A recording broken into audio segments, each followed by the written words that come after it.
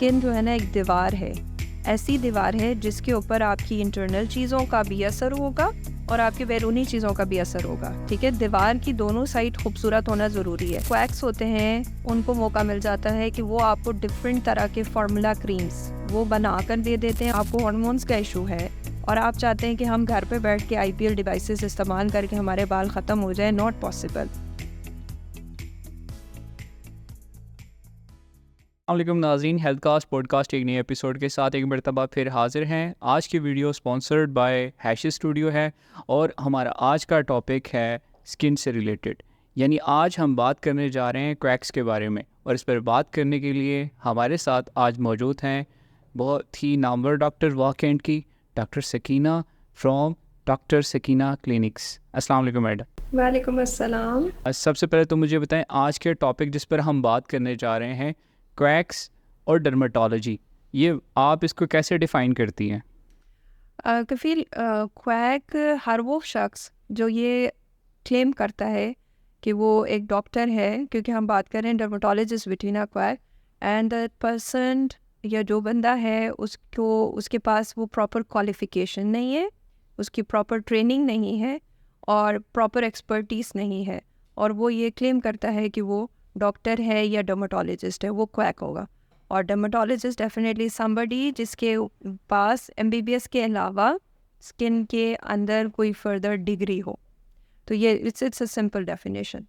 तो आप मुझे बता सकते हैं कि क्रैक्स की अगर हम बात कर ही रहे हैं तो कहाँ कहाँ पर किस किस शक्ल में ये पाए जाते हैं? बड़ी लंबी लिस्ट हो जाएगी इसमें वैसे तो, लेकिन ये है कि स्टार्टिंग फ्रॉम आवर सैलून्स, उसके अलावा बार्बर शॉप्स में, फिर अगर हम देखें तो बहुत सारे हकीम हमारे ऐसे हैं। और मैं एक वर्ड यूज़ करती हूँ इसमें अक्सर, कफ़ील के पढ़े लिखे क्वैक्स भी अब हमारे आ रहे हैं। पढ़े लिखे क्वैक्स वो होंगे कि जिनके पास थोड़ी बहुत नॉलेज ऑफ स्किन है, they are may be doctors भी हों उसमें, लेकिन उनके पास प्रॉपर डिग्री नहीं है स्किन की डिजीज़ को ट्रीट करने की, तो फिर वो भी एक तरह से पढ़े लिखे क्वैक्स की लिस्ट में शामिल हो जाते हैं।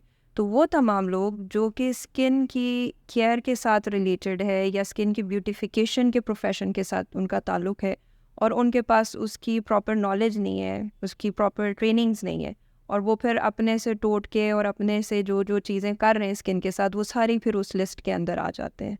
तो आप मुझे अगर सादा और बहुत ही आम ज़ुबान में ये बता दें कि मैं कैसे डिस्टिंग्विश कर पाऊँगा, मैं इसमें फ़र्क कैसे महसूस करूँगा बीइंग कैंडिडेट जो करवाने जा रहा है अपना स्किन का ट्रीटमेंट, वो मुझे आप बता दें। एक मेडिकल टर्मिनोलॉजी के पॉइंट ऑफ व्यू से भी बता दें और इसके अलावा मुझे एस्थेटिक पॉइंट ऑफ व्यू से भी बता दें।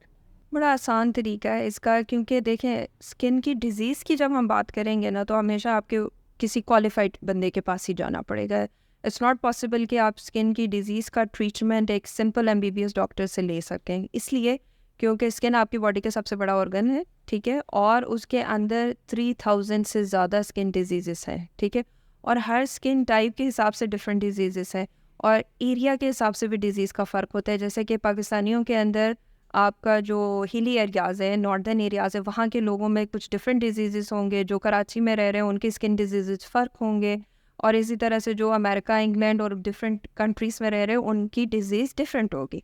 तो आपने कैसे पता करना है कि भाई ये बंदा क्वालिफाइड है कि नहीं है? पहले आप देखेंगे उनकी डिग्री को, पहले तो आपने ये मेक श्योर करना है कि वो जो जिसके पास आप जा रहे हैं वो डॉक्टर है कि नहीं है।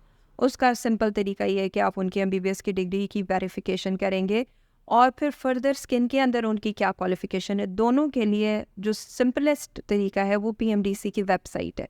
PMDC की वेबसाइट, जो कि आई थिंक आप एंड पे इनको शो भी कर दीजिएगा कि PMDC की वेबसाइट पे अगर आप उस डॉक्टर का जाके नाम लिखेंगे, और अक्सर अब क्योंकि हमारी जो पाकिस्तान हेल्थ जो पंजाब हेल्थ कमीशन है, उनकी ये रिक्वायरमेंट है कि जो आपका साइन बोर्ड बाहर लगेगा क्लिनिक के, उसके ऊपर आपने अपना PMDC नंबर भी मेंशन करना है। वो PMDC नंबर ही इसी मकसद के लिए है कि वो आप उस PMDC की नंबर पे या डॉक्टर का इवन के आप नाम भी लिखेंगे उनकी वेबसाइट पे जाकर, तो उनकी डिटेल्स आ जाएंगी कि उनकी डायरेक्टरी के अंदर उस डॉक्टर का नाम है कि नहीं है, और अगर है तो उसकी आगे से डिग्री आएगी MBBS, and then further skin के अंदर उनकी क्या डिग्री है वो भी आ जाएगा। अब पाकिस्तान में जो स्किन की क्वालिफिकेशंस है जो स्पेशलिस्ट बनाती है उनको, वो 3 तरह की हैं। एक है MCPS, दूसरी है FCPS और फिर है MD। ये मेजर 3 डिग्रीज़ है। और इनके अंदर ड्यूरेशन का फ़र्क होता है थोड़ा सा। जैसे FCPS है उसमें 5 ईयर ट्रेनिंग प्रोग्राम है, 2 साल वो पहले जर्नल मेडिसिन की ट्रेनिंग करते हैं, उसके बाद 3 साल डर्मेटोलॉजी की होती है। इसी तरह MD is a 4 year training programme और MCPS is a 2 year training programme. तो ये सारे डॉक्टर्स जब अपनी ट्रेनिंग कंप्लीट करते हैं, यो आम ज़बान में समझ लें इनके पास मास्टर डिग्री आ जाती है। MBBS is equivalent to graduation and FCPS MD या MCPS is equivalent to masters. तो वो आपका स्पेशलिस्ट कहलाने के काबिल होगा और ये रिक्वायरमेंट है PMDC की कि वही बंदा अपने नाम के साथ स्पेशलिस्ट लिख सकता है जिसके पास इस तरह की कोई डिग्री मौजूद हो। सही है। तो चलिए अंदाज़ा हो गया कि आप अगर ट्रीटमेंट करवाने जा रहे हैं तो आपका किस तरह अपने मॉलिज का इंतखाब करना है। अगर इसी तरह मैं आपसे पूछूं कि मुझे ये बताएं कि क्लिनिकल पर्सपेक्टिव के पॉइंट ऑफ व्यू से कि वो कौन से रिस्क फैक्टर्स हैं जो कि इन्वॉल्व हैं इसके साथ जब आप किसी अताई से अपना इलाज करवाते हैं। बहुत से प्रॉब्लम्स कफ़ील, बहुत से प्रॉब्लम्स में क्या चीज़ें शामिल होती हैं, क्योंकि जो चीज़ें इजी अप्रोच में होंगी ना लोगों की, जैसे कि स्टेरॉइड, अब बाकी कंट्रीज़ के अंदर उसके ऊपर एक थोड़ा सा चेक एंड बैलेंस होता है, ओवर द काउंटर बहुत सारी प्रोडक्ट्स नहीं मिलती है। बट हमारे यहाँ पे हेल्थ सिस्टम इज़ डिफरेंट। हमारे यहाँ पर फार्मेसी से प्रोडक्ट ख़रीदना इज़ नॉट डिफ़िकल्ट। तो बहुत सारी स्टेरॉइडल क्रीम या over the counter fairness creams, वो सारी प्रोडक्ट्स जो कि कॉस्मेटोलॉजी में आती हैं, वो बहुत इजीली कोई भी बंदा जाके मार्केट से ख़रीद सकता है। तो उस वजह से क्या होता है कि अब वो ये जो क्वैक्स होते हैं उनको मौका मिल जाता है कि वो आपको डिफरेंट तरह के फार्मूला क्रीम्स वो बना कर दे देते हैं। और अच्छा, अब हमारे ना क्योंकि एक क्रेज़ है गोरापन का, ठीक है, सबको है कि जी हमारा रंग साफ हो, चाहे वो मेल है चाहे वो फीमेल है। बल्कि पेरेंट्स हमारे पास छोटे बच्चों को लेकर आ रहे होते हैं कि भाई इसका रंग जो है वो ख़राब है, इसके रंग के लिए कुछ करे, इसके बाल गिर रहे हैं, इसके बालों के लिए कुछ करे। हम ये नहीं सोचते कि हम उनकी डाइट पे ध्यान दें, हम उनकी हेल्थ पे ध्यान दें। कलर डेफिनेटली बच्चा बाहर धूप में खेलेगा तो कलर तो ख़राब होगा ही ना, लेकिन आप उसको खेलने कूदने से मना कर दे, उसको घर में बिठा दे, तो ये चीज़ें पॉसिबल नहीं है। तो अब वहाँ पर जो है ना इन क्वैक्स को मौका मिल जाता है। जब आप उनके पास जाते हैं बच्चे को, या कोई भी बंदा जाएगा कि जी मेरा रंग ख़राब है, उसके लिए क्या इस्तेमाल करते हैं ज़्यादातर? ऐसी स्टेरॉइडल क्रीम जिसके अंदर कुछ कंपनीज़ के भी नाम आ जाते हैं। They are good creams, but problem ये है कि वो इस मकसद के लिए नहीं, जिसमें क्लोवोवेट, बेटनोवेट, डर्मोवेट, ये जितनी भी स्ट्रॉन्गेस्ट क्रीम्स है, स्टेरॉइड की सबसे हाईएस्ट पोटेंसी वाली क्रीम्स है, और ये जब चेहरे पे लगाई जाती हैं तो इसका बेसिक साइड इफ़ेक्ट है रंग गोरा करना। अब वो साइड इफ़ेक्ट को शॉर्टकट के तौर पे इस्तेमाल करते हैं, रंग साफ़ हो जाता है, लेकिन साथ में बहुत सारे नुकसानात आपको नज़र आते हैं।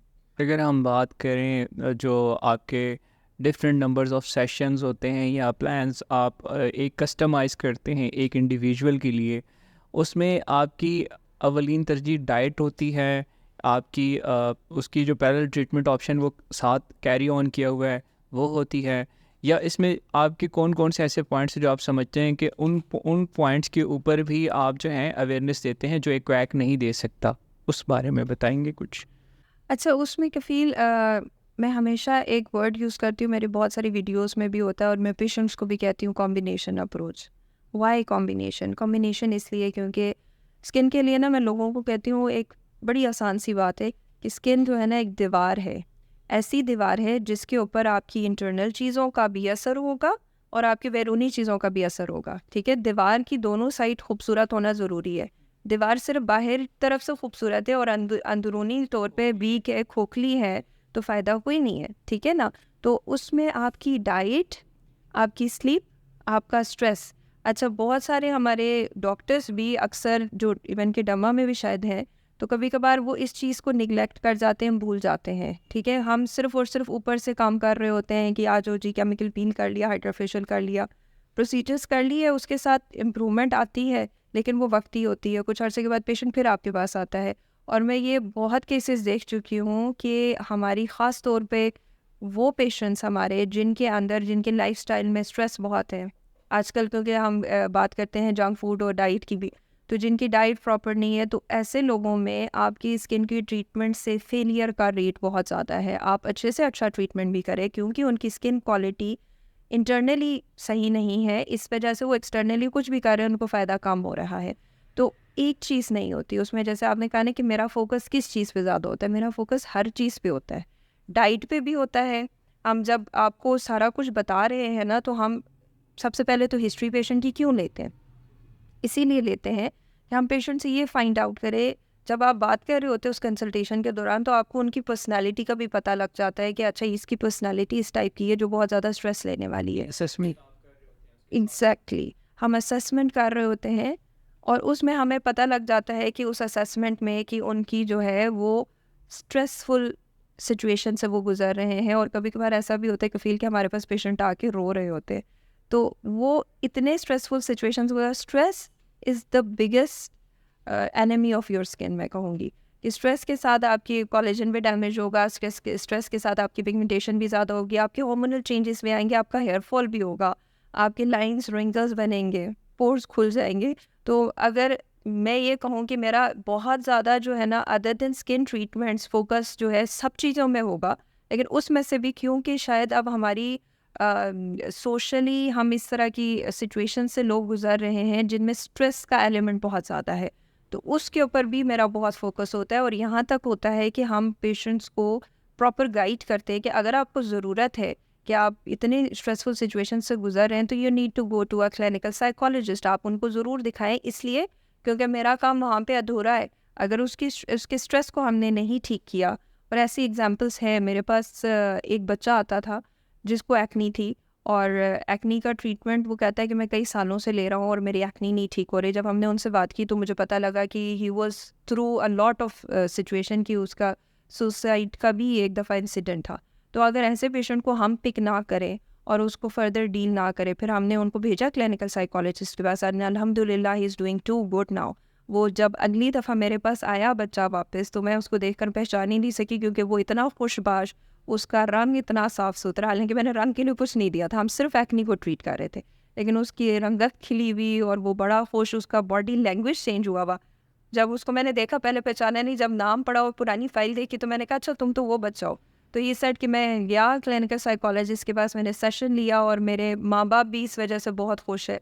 तो कहने का मतलब ये कि हमें हर चीज़ को एक होलिस्टिक अप्रोच में लेकर जाना पड़ता है, और स्किन में सिर्फ ये नहीं कि हम ही सारी चीज़ें ट्रीट कर रहे हो, जहाँ रिक्वायरमेंट होती है। अगेन फिर वही बात आती है, क्वैक और एक क्वालिफाइड डॉक्टर में डिफरेंस ये होगा कि जो क्वालिफाइड होगा, जहाँ पे उसको लगेगी कि दूसरे डॉक्टर से हेल्प लेने की ज़रूरत है। अगर किसी को थायराइड का मसला हो रहा है, हमने भी सारा कुछ पढ़ा हुआ है, ठीक है, हम 2 साल की ट्रेनिंग जो FCPS में होती है, 2 साल की ट्रेनिंग हमारी जनरल मेडिसिन की होती है।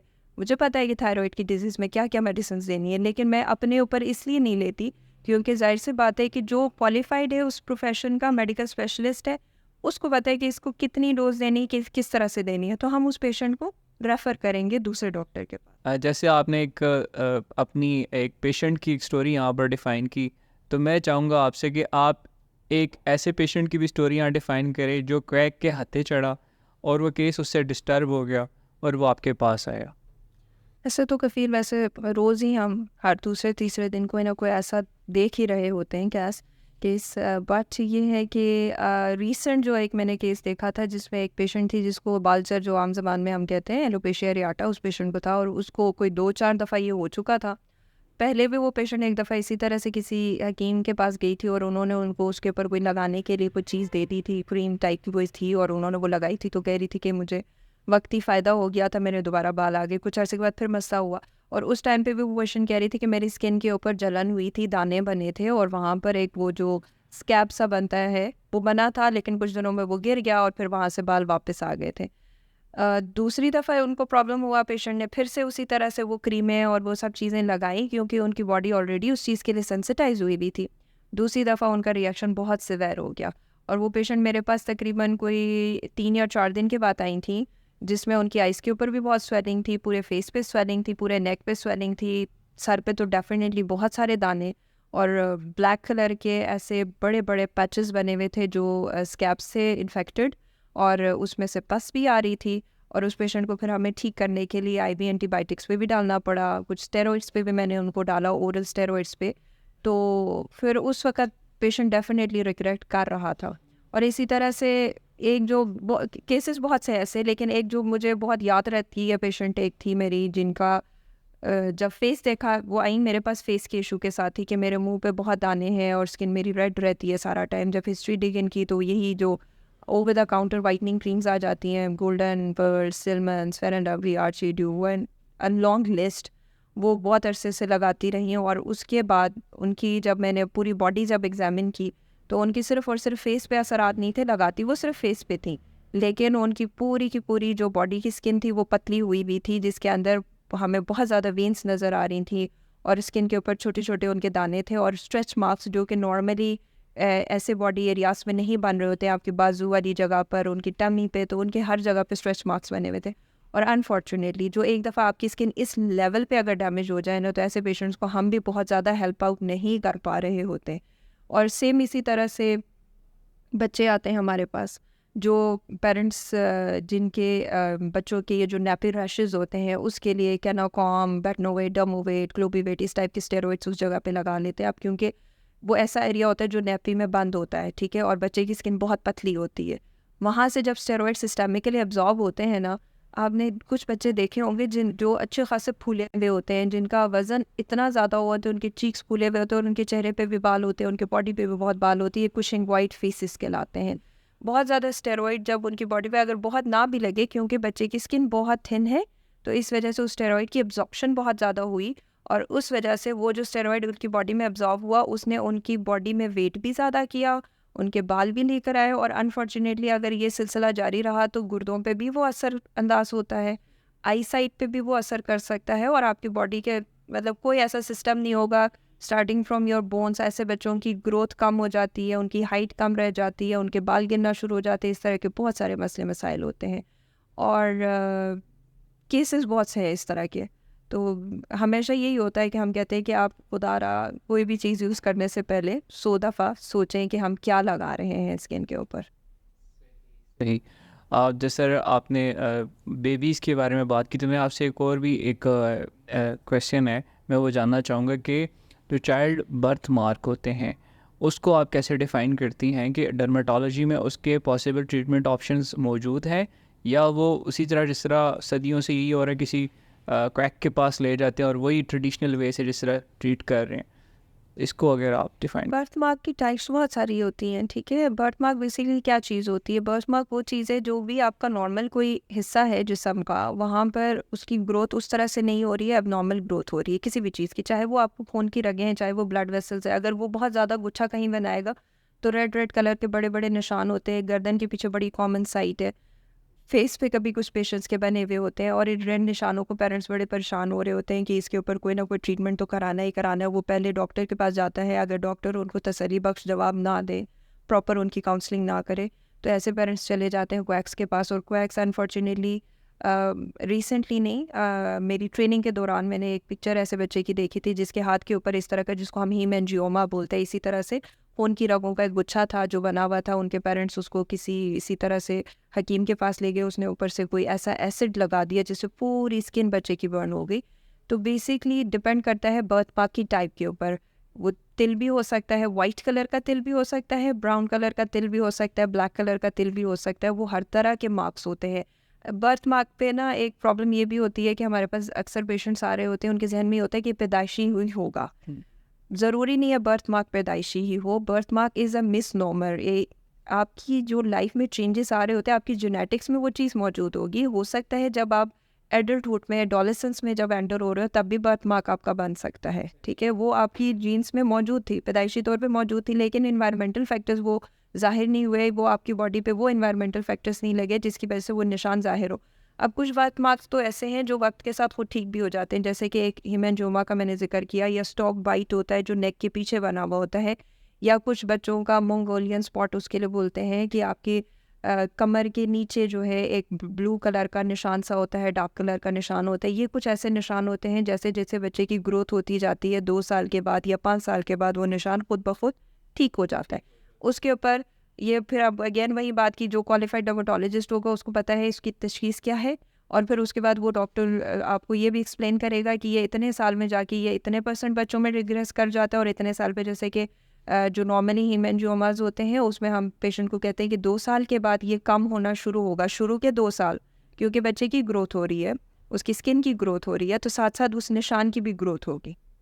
वहाँ पे पेरेंट्स परेशान होकर उसको लेकर जाते हैं क्वैक्स के पास, तो आपने वो भी एक्सप्लेन कर दिया, पहले ये बढ़ेगा, 2 साल के बाद ये फिर हल्का होना शुरू हो जाएगा और 5 साल तक 50% बच्चों में ख़त्म हो जाता है और 10 साल तक 100% बच्चों में ये ख़त्म हो जाता है। आपने इसके ऊपर कुछ नहीं करना अनटिल अनलेस किसी ऐसी जगह पे ये बर्थ मार्क बना हुआ है, जैसे आँख के ऊपर है या कान के ऊपर है या होंठ पे या नाक पे, ऐसी जगहों पे अगर ये बना हुआ है तो जब उसका साइज़ बढ़ेगा तो होंठ की शेप चेंज हो जाएगी, उसको खाने पीने में दुश्वारी हो सकती है। आँख पे बनेगा तो आई साइट के ऊपर असरअंदाज हो सकता है। तो ऐसी सूरत में फिर हम ट्रीटमेंट्स देते हैं और अगेन उसमें भी फिर हमारा वो मल्टी डिसिप्लिनरी अप्रोच हो जाती है। उसमें ज़रूरी नहीं है कि हम खुद अकेले ट्रीट करें। हमें लगा किसी सर्जन की हेल्प की ज़रूरत है, हम सर्जरी के लिए भी भेजेंगे। हमें लगा कि इसके ऊपर कुछ लेज़र्स की ज़रूरत है तो हम वो भी करेंगे। तो अगेन वही बात, क्वालिफाइड डॉक्टर के पास जाएंगे तो वो डायग्नोस करेगा कि क्या प्रॉब्लम है और डायग्नोसिस के बाद फिर उसी के अकॉर्डिंग हर निशान का अब जो कुछ बर्थ मार्क जिनमें तिल आ जाते हैं, कुछ ऐसे तिल हैं जो लेज़र से ठीक हो जाते हैं, कुछ ऐसे तिल हैं जिनके ऊपर बाल होते हैं वो लेज़र से नहीं ठीक होते, उनको हम प्लास्टिक सर्जन्स के पास भेजते हैं क्योंकि उनमें स्किन ग्राफ्टिंग्स होती है, और कुछ ऐसे होते हैं जो कुछ भी कर ले ठीक नहीं होते। तो वो सारा कुछ आपका डॉक्टर एक्सप्लेन करेगा। यानी on the basis of severity आप देखते हैं इस चीज़ को? On the basis of time हम देखते हैं। नहीं, अगर आप इसको इस तरह देखें कि जिस तरह आपने एक प्रेगनेंसी के केस का आपने हवाला दिया कि एक बेबी के ऊपर उसके इफ़ेक्ट्स जा रहे हैं, क्रैक के पास वो सेवेरिटी में गई, उसका एक प्रेगनेंसी का एक प्रोसीजर जो है वो अंडरगोइंग ट्रीटमेंट था उसने उसके दौरान स्किन ट्रीटमेंट एक क्वैक से करवा लिया और क्वैक से वो ट्रीटमेंट लेने के बाद उसके इफ़ेक्ट्स उसके बेबी पर गए। तो वहाँ पर कहीं ना कहीं वो डायग्नोसिस और वो फैक्टर्स जो है लैक करता है। यानी आपके पास जो पॉजिटिव पॉइंट है, जो पॉजिटिव फैक्टर है, वो पर्सनल असेसमेंट। अच्छा, इसमें ना कफील प्रेगनेंसी की जहाँ हम बात कर रहे हैं ना, that is again a very very sensitive point. क्यों सेंसिटिव पॉइंट है? हमारे लोगों के जहन में होता है कि हम जो चीज़ें स्किन पे लगा रहे हैं ना, प्रेगनेंसी में हमारा जो दिल करेगा हम लगा सकते हैं। और प्रेगनेंसी में इवन कि जो हमारी सेफ़ एक्ने की क्रीम्स है, सेफ़ सन ब्लॉक्स भी, इवन कि कुछ सन ब्लॉक्स ऐसे हैं जो कि हम प्रेगनेंसी में कहते हैं कि इनके इंग्रेडिएंट्स देखें आप, तो लगाने वाली चीज़ें भी प्रेगनेंसी के दौरान बहुत सारी रिस्ट्रिक्ट हो जाती हैं। खाने वाली चीज़ों का तो खैर है ही है, तो उसमें डेफिनेटली फिर अगर आप ऐसी चीज़ें यूज़ करते रहेंगे, ऐसी क्रीमें लगाते रहेंगे, तो फिर आपके बच्चे के ऊपर उसके साइड इफ़ेक्ट्स, उसके नुकसानात ना सिर्फ बच्चे पे बल्कि आपकी हेल्थ पे भी होंगे फिर उसके बाद। तो डेफिनेटली आपने जब तक अपने डॉक्टर से मशवरा ना करें, खुदारा कोई ऐसी चीज़ें अपनी स्किन पे खुद से ना लगाएं।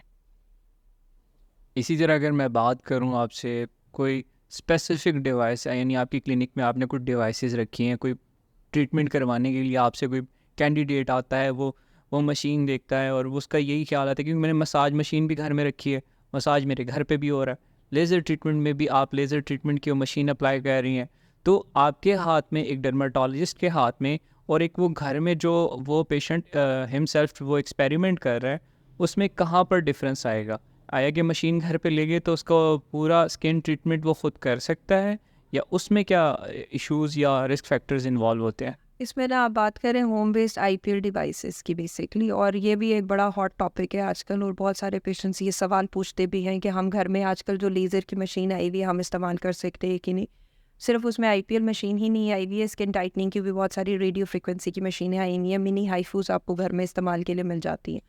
फ़र्क क्या है? फ़र्क उसमें ये है कि जो हमारे पास डिवाइसेस सेटअप्स पे मौजूद होते हैं, पहली चीज़ आम ज़बान में अगर लोगों को समझाना है तो जो आईपीएल डिवाइस की जितना साइज़ ऑफ द हेड होगा ना, जो होम बेस्ड आईपीएल है उसका इतना सा जो सिर्फ सर है या जो पूरी मशीन है, उतने साइज़ की पूरी हमारी जो प्रॉपर प्रोफेशनल जो मशीन होता है उसका सिर्फ हेड होता है, उसका सिर्फ हैंडल इस साइज़ का होता है।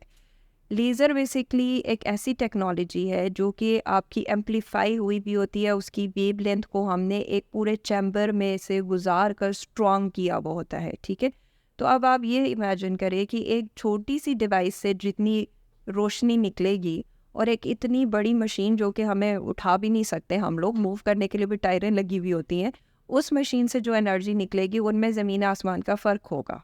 दूसरी बात ये कि home based IPLs, I am not against है, मैं ये नहीं कहती कि वो इस्तेमाल नहीं करनी चाहिए, लेकिन उसके लिए भी हमारे पास आपकी जो रिक्वायरमेंट है, प्री रिक्विजिट है, वो कुछ डिफरेंट होती है। अगर आपके थिक बाल है, आपको हार्मोन्स का इशू है और आप चाहते हैं कि हम घर पे बैठ के आईपीएल डिवाइसेस इस्तेमाल करके हमारे बाल ख़त्म हो जाए, नॉट पॉसिबल।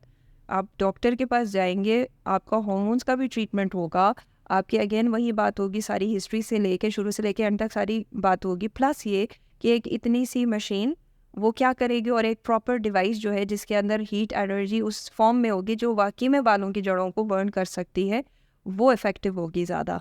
और फिर एक पॉइंट ऐसा आएगा जहाँ पे आपके बाल काफ़ी हद तक कम हो गए, लाइट हो गए, फिर हम पेशेंट को कह सकते हैं कि हाँ जी, अगर पेशेंट के लिए मुश्किल है बहुत आना, तो ठीक है, आप होम बेस्ड IPLs ख़रीद सकते हैं और आप घर पे इस्तेमाल करें। अब उसमें फिर दूसरा प्रॉब्लम ये आता है कि अगर पेशेंट हमारा समझदार नहीं है, प्रॉपर तरीके से उसको इस्तेमाल करना नहीं आता, क्योंकि वो हीट एनर्जी है, बहुत तेज़ एनर्जी स्किन पे लगा दी, बहुत डार्क कॉम्प्लेक्शन वाला पेशेंट है, उसने अपनी स्किन के ऊपर IPL बहुत तेज़ एनर्जी लगा दी, स्किन बर्न हो सकती है, डैमेज हो सकती है, नुकसान हो सकता है। तो जितने भी ये होम बेस्ड डिवाइसेस हैं, there is no comparison between them with the proper professional machines. लेकिन क्योंकि लोगों को होता है कि हम कोई अगेन शॉर्टकट्स करें, तो लोगों का दिल होता है कि हम ये ख़रीदें। तो ये मैं ऐसे इसको कहूँगी कि हाँ, आपने ट्रीटमेंट्स ले लिए, प्रॉपर सेशंस ले लिए डॉक्टर से, अब आपके आगे की मेंटेनेंस थेरेपी के तौर पे आप ऐसी किसी डिवाइस पे रहना चाहते हैं तो ठीक है, आप कर सकते हैं।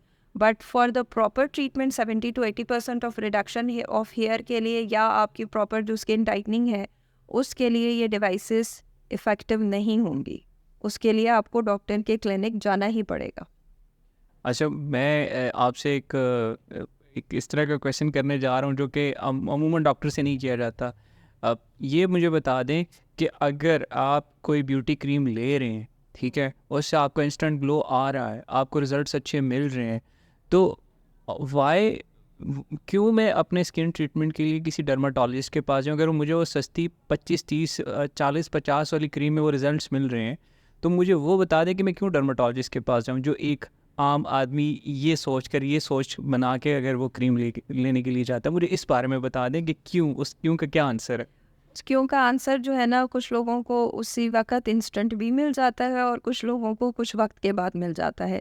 देखें, इंसानी टेम्पटेशन है। मुझे भी कोई इस तरह से एडवर्टाइज़मेंट नज़र आएगी जिसमें आप एक बड़ी हसीन सी लड़की दिखा रहे होंगे और उसका बड़ा खूबसूरत चेहरा है, मेरा भी दिल करेगा कि मैं भी वो क्रीम इस्तेमाल करूँ, ठीक है?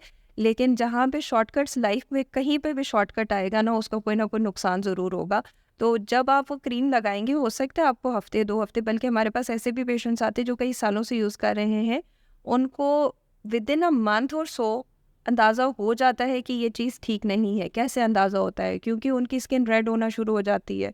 चूल्हे के सामने धूप में जाएँगे तो उनको चेहरे पर गर्माइश फ़ील होती है, ख़ारिश फ़ील होती है।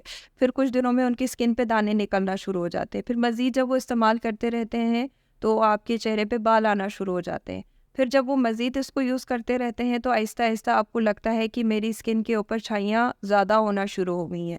प्रॉब्लम इन क्रीमों का ये होता है कि आप जब एक दफ़ा उसको शुरू कर दें और आपने बीच में गैप दे दिया, तो आपकी स्किन मज़ीद ख़राब होती है। तो पेशेंट सोचता है कि अच्छा, ये तो इस क्रीम से मैं ठीक रह रही हूँ और मैंने इसको लगाना छोड़ दिया तो मुझे मसला वापस आ रहा है, तो फिर वो उसको रोक नहीं सकता। आप उसको इसको हम कहते हैं स्टेरॉइड विथड्रॉल सिम्पटम्स, कि जब आप उसको छोड़ देते हैं तो वो ऐसे ही है जैसे कि वो आपके साथ चिपक ही गया ना, ठीक है?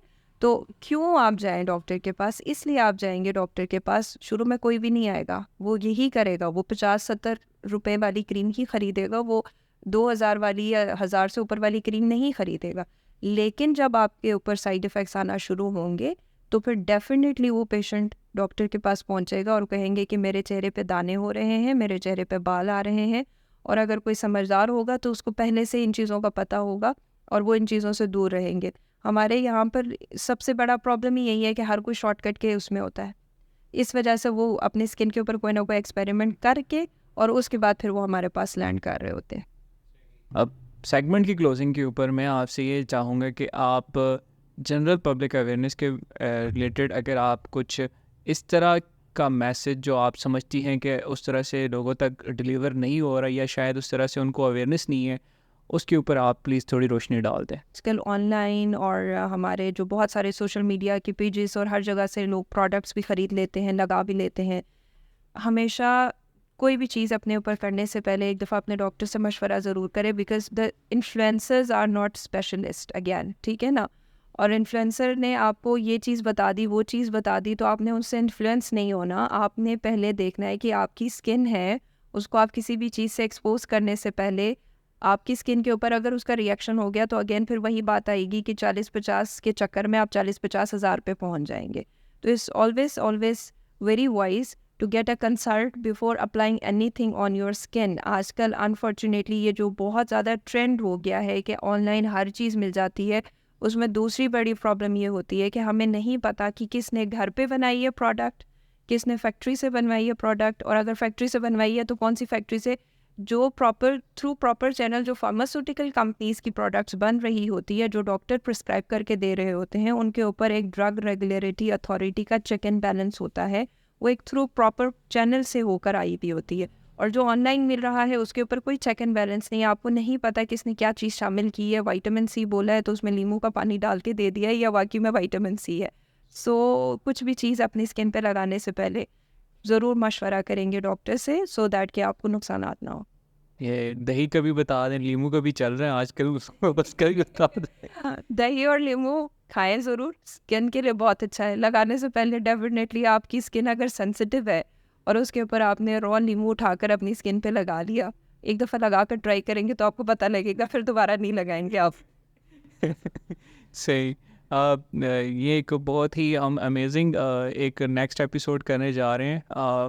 वो कैंडिडेट जो 40 या 40 से ज़्यादा के हैं, वो ये वीडियो जो अभी इस वक्त आपके यूट्यूब चैनल के ऊपर चल रही है, आप इसके नीचे कमेंट सेक्शन में भी इसके ऊपर आप जो हैं अपने क्वेश्चंस वो डाल सकते हैं। और नेक्स्ट एपिसोड में वो कैंडिडेट जो कि 40 या 40 की उम्र से ज़ायद के हैं, उनकी तमाम क्यूरीज जो स्किन रिलेटेड हैं उसके ऊपर डॉक्टर सकीना बात करेंगी। तो अब क्लोजिंग सेशन में हम मैडम से ये पूछेंगे कि उनके सोशल मीडिया लिंक्स कौन कौन से हैं और क्लिनिक की लोकेशन, और इसके साथ साथ हम इनसे जानेंगे कि जो आने वाला एपिसोड है उसमें ये किस पर बात करने जा रही हैं। कफ़ील, नेक्स्ट एपिसोड में हम लोग बात करेंगे हमारे जो मिडिल एज ग्रुप है 40 एंड अबव, क्योंकि उनके बहुत सारे ऐसे स्किन इश्यूज़ होते हैं जिनमें उनको स्किन के ऊपर एजिंग का प्रोसेस उनका स्टार्ट हो चुका होता है, और वो कौन सी चीज़ें हैं, कौन से अवामिल है जिनसे उनको गुजरना पड़ता है जिसकी वजह से उनकी स्किन इम्प्रूव हो सकती है, और कौन कौन से ऐसे प्रोसीजर्स हैं जिनके ज़रिए हम उनकी स्किन को मज़ीद बेहतर कर सकते हैं। हमने उन पे बात करना है। और तमाम व्यूअर्स से मैं ये कहूँगी कि इस वीडियो के नीचे भी आप क्वेश्चंस कर सकते हैं। इसके अलावा जो हमारे सोशल मीडिया पेजेस है, जिनमें हमारा फेसबुक है डॉक्टर सकीना डर्मेटोलॉजिस्ट के नाम से, और इंस्टाग्राम पे है डॉक्टर सकीना स्किन स्पेशलिस्ट के नाम से, आप वहाँ पर भी अपने कमेंट्स और अपने इनबॉक्स मैसेजेस कर सकते हैं, और हम नेक्स्ट एपिसोड में उन सारे क्वेश्चंस के आंसर्स भी करेंगे। लोकेशन मेरी है doctor Sakina clinics, it's in the basement of अलबर्का बैंक, माल रोड पे, नियर डिप्लेक्स सैलून एंड बैरियर नंबर 3 वाकेट। Thank you so much for your time. जी नाजरीन, ये थी हमारे साथ doctor Sakina from doctor Sakina clinics. उम्मीद करते हैं आज का इन्फॉर्मेटिव सेशन आपके लिए बहुत ही इंटरेस्टिंग और बहुत ही मुफीद साबित होगा। इंशाल्लाह फिर मिलेंगे एक नए एपिसोड के साथ। तब तक अपना ख्याल रखिएगा। Stay healthy, stay connected with health cast. अल्लाह हाफिज़।